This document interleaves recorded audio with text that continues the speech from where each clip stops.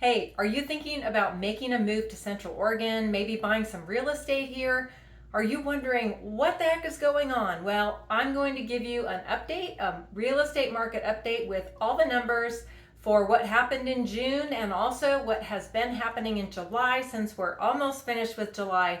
Hi, my name's Nora Spangler. I'm a realtor here in Bend, Oregon. I've been doing this for about 9 years now. So I'm going to give you an update not only on what's happening in the real estate market, but also on the NAR lawsuit and some of the changes that is going to bring when you call me up to show you some homes or you want to work with me. Just going to give you a brief little update at the end of the video. So stay tuned for that. Let's get started with the numbers for the City of Bend single family homes. So in the month of June, 184 homes went pending in the City of Bend, and that is down 3% from the previous month, so a little drop off on pending sales. And it's also down about 7% from last year. And that's just the way our market is. It's a little bit depressed. It's a little bit slower than it has been in the past few years. We had 179 closed sales last month in June, and that was actually up 10% from May. But we're still down 18% year over year. So last June to this June, down 18% on closed sales. We had 311 new listings come on the market in June, and that was down 13% from last month, from May to June, and down 5% from last year, June numbers. So our inventory is actually rising, but we're still not to anywhere near a crash level of inventory. What is our total housing inventory looking like? Well, we had just over 700 homes left for sale at the end of June. That number is up 12% from May and up 22% from last year. So while we are gaining inventory, there's no crash happening here. We do not have enough inventory to crash the market. We still have enough buyers to keep up with the level of inventory we have.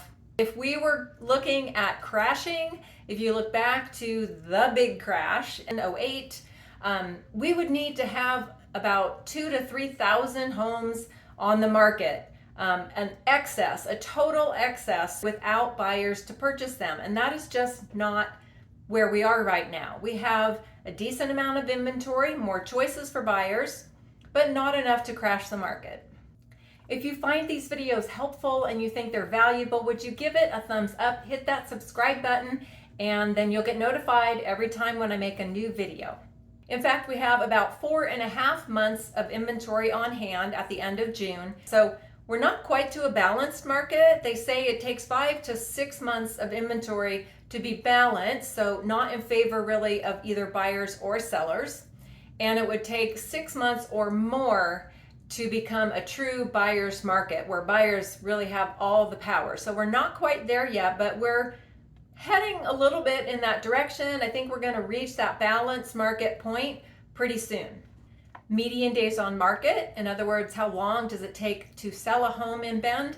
We were at 11 in May, and now we're at 15 days. So still, homes are selling pretty quickly, and I can tell you that the good homes, yes, the ones that are really desirable, those are still selling pretty quickly. If you find a home that's been on the market for a few weeks, 3 to 4 weeks, definitely you will have a chance to get it below its list price. And I'm going to talk in just a minute about some current numbers, what's happening right now in July. So stay for that.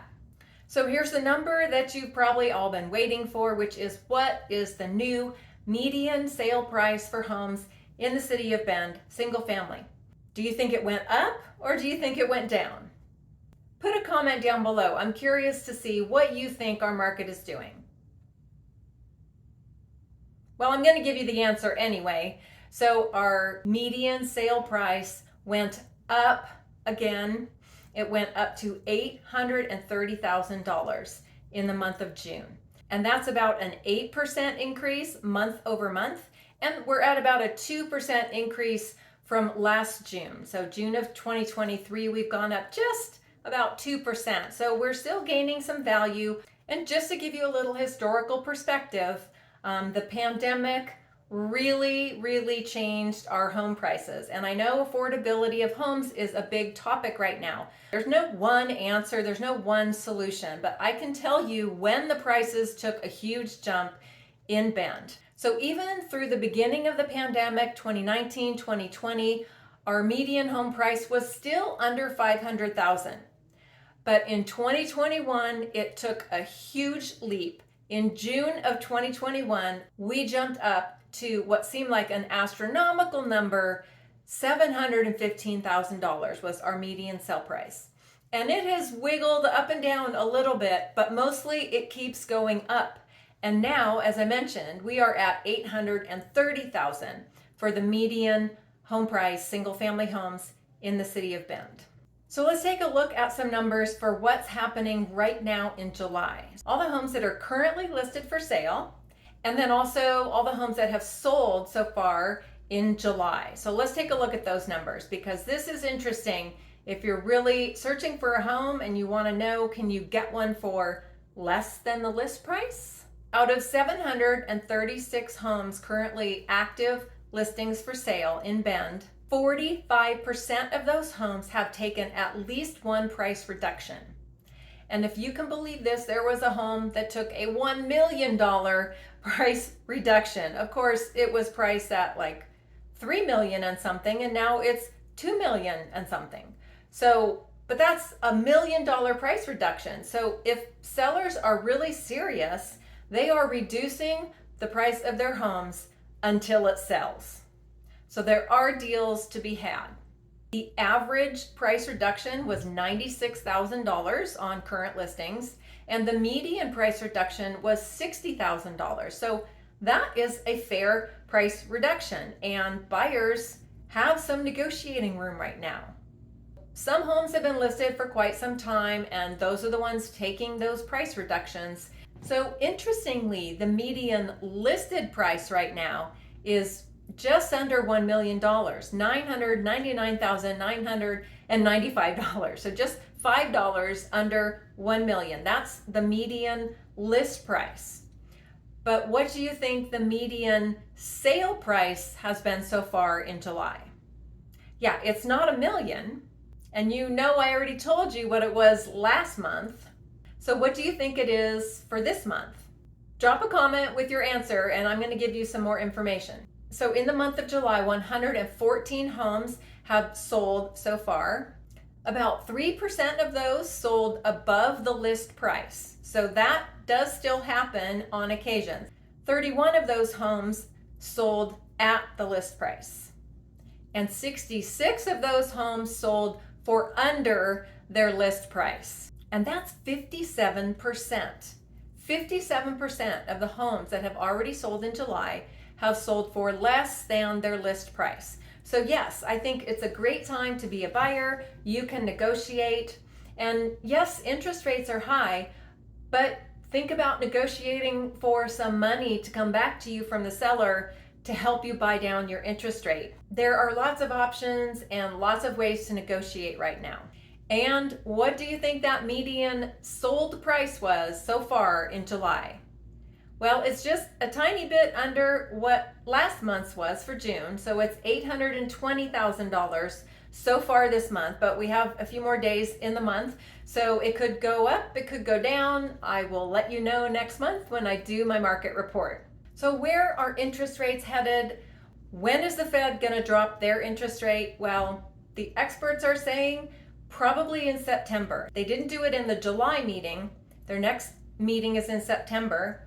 And the experts are saying that it is very likely they will lower their interest rate in September and probably in December also. So they could also do it in November, but likely it will be twice, and that will be in September and December. Will that affect mortgage interest rates? Yes, but not directly. So we're not sure what mortgage interest rates will do, but I think relief is coming. It's on the way. It could be coming to mortgage rates the end of this year. The experts on mortgage rates are saying that by the end of this year and into 2025, interest rates should come down to around 6%, but they're not predicting a huge drop like down to 4 or 5%. and probably never will they go down to where they were at the 2 and 3% levels that we have seen in the past. And if you're one of those people that you've been sitting on the fence waiting for interest rates to come down, we may be almost there. So maybe later this year or next year is your time to jump into the real estate market. What can you be doing in the meantime? You should be saving money for your down payment. You should be improving your credit rating and paying down any debt. The highest interest rate debt you have, like credit card debt, get some of that paid off so that you'll get a better interest rate when you apply for that loan. So if you stayed through this whole video, I really appreciate it. Would you give it a like and hit that subscribe button? I'm so happy that you're here.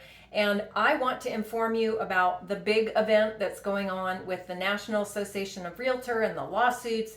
And just Google that, NAR lawsuit, if you don't know about it already. But what it means to you if you're a buyer, it means that a real estate agent cannot show you homes unless you are willing to sign a buyer-agent agreement. It could just be for a couple days, like if you're coming to Bend and you're visiting and you're not sure you want to buy a home, let me know that and we can write it for just a weekend or a couple of days that you are going to be in town so I can show you homes. We can get to know each other. I just want you to be aware that that is coming. All agents as of August 17th are required to have a buyer agent agreement signed by buyers before we show homes. And part of this agreement is you as the buyer, you are agreeing to pay my commission at whatever we negotiate that to be. It can be a variety of things, a percentage, a flat fee. It's not set in stone, and you get to negotiate that with me if you want me to represent you. Now on the other side of that, the seller is going to pay the listing agent a commission.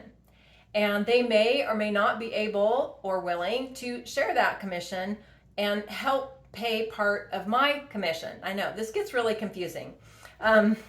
It's the way commissions are paid is changing, and I just hope that if you're going to work with an agent, let us explain the situation and how things are changing. Some people are looking at it as though, oh my gosh, now as a buyer, I have to pay my agent's commission out of my pocket. And that is not necessarily true. And I hope that most of the time that won't be true, and I can negotiate my fee into your contract and that the seller is going to pay it, or the listing agent is going to share some of her commission and get my commission paid. There's so many ways this can happen. So please don't worry about it, but do talk to any agent that you're working with, how they are working, and ask about a buyer agent agreement, because you should be signing one before you go look at any homes. Thanks for coming to my channel. I really appreciate every person who comes and watches the video, especially all the way to the end. So I hope you'll come back and subscribe to the channel, and I look forward to seeing you in the next video.